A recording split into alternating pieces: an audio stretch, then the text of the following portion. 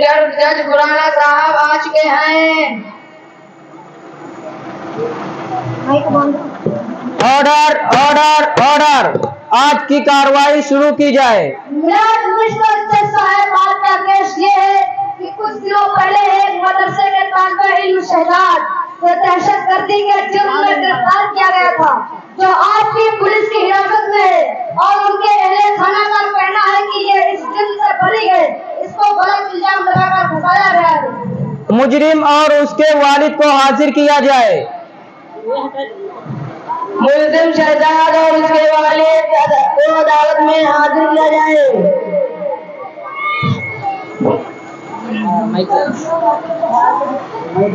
कहिए क्या कहना है?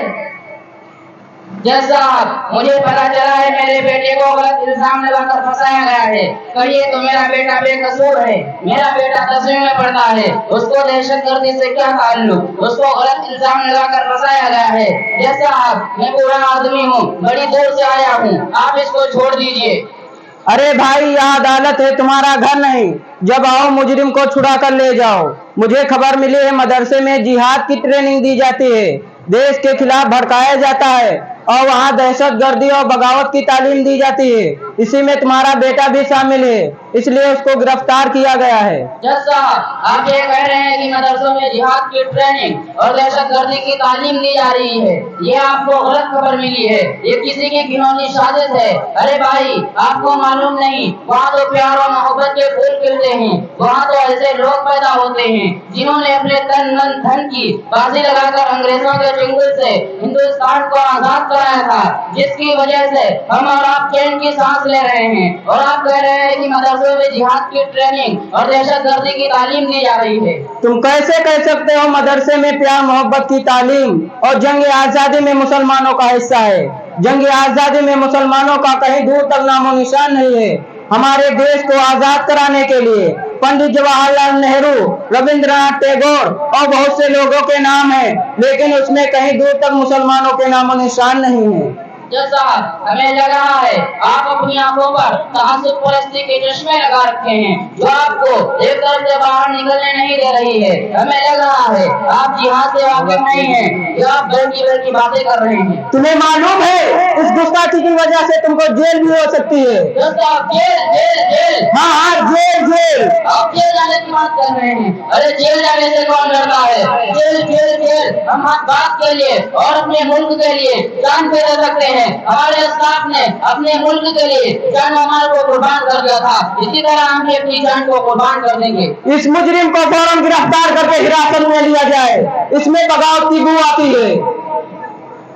अगली सुनवाई कुछ देर बाद होगी और साथ साथ किसी मौलवी पंडित को भी हाजिर किया जाए, ताकि हकीकत वाजे हो जाए कि जंग आजादी में मुसलमानों का क्या रूल रहा है और मदरसे इस्लामिया दहशतगर्दी का ताल्लुक है कि नहीं।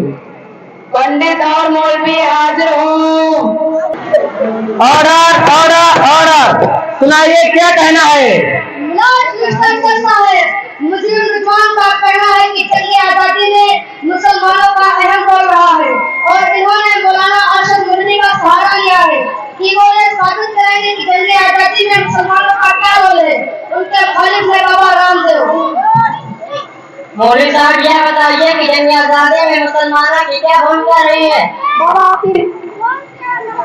बाबा आप ये बता दीजिए कि जंग आजादी में हिंदुओं का क्या रोल रहा? अवश्य श्रीमान, वैसे तो बताने की आवश्यकता नहीं है हम लोगों का जंग आजादी में क्या रोल रहा है और क्या भूमिका रही है, क्योंकि इस देश का हर वासी नारी से लेकर बालक तक, युवाओं से लेकर महापुरुषों तक ये ज्ञान रखते हैं कि यह भारतीय देश, ये देश हमारे रक्तदान पर आजाद हुआ है। परंतु हल्की से टिप्पणी पर प्रकाश डालता हूँ ताकि आप लोगों का ज्ञान चिंतित हो जाए। 19वीं सदी ईस्वी में जंग आजादी का बस सिर्फ एक ही मार्ग समझा जाता था, वह मार्ग पर शांति, शक्ति, शांति को भंग करना, शांति फैलाना, हिस्से को प्रयोग करना, आपस में एक दूसरे से लड़ना, बगावत का जज्बात को हवा देना। किंतु इस पूरे कारोबार में राष्ट्रपिता महात्मा गांधी जी, पंडित जवाहरलाल नेहरू, रविंद्रनाथ टैगोर, राजा महेंद्र प्रताप और अन्य महापुरुषों ने लड़कर बरतानवी साम्राज्य से अपना लोहा मनवाया और उनके विरुद्ध अपने आत्मा परमात्मा से युद्ध करते रहे। तब क्या करके भारत देश हमारे हित में आ गया। अब आप ही बताइए मौलवी साहब। बाबा आपने जो बात कही है उसमें जो राय नहीं है, लेकिन आपने एक तरफा बात की है। आपने अपनों का जिक्र किया और दूसरों को भूल गए। अच्छा, तो आप ये भाषण दीजिए ताकि हम लोगों को ज्ञान हो जाए कि दूसरों की क्या क्या गुण कर रही है। बाबा अगर आप तारीख की किताबों का गौर से मुताला करें तो आपको खुद ही मालूम हो जाएगा कि जंग आजादी में मुसलमानों का क्या रोल रहा है। जी मौलवी साहब। देखिए, मैं भी कुछ बात बता दूं कि जंग आजादी में मुसलमानों का क्या रोल रहा है। हिंदुस्तान की मुकद्दस जमीन पर अंग्रेजों का नापाक साया पड़ा तो वो अपनी शतराना चालों से यहाँ का मालिक बन बैठा और बाशिंदगान हिंद पर तरह तरह से सितम के पहाड़ तोड़े जाने लगे।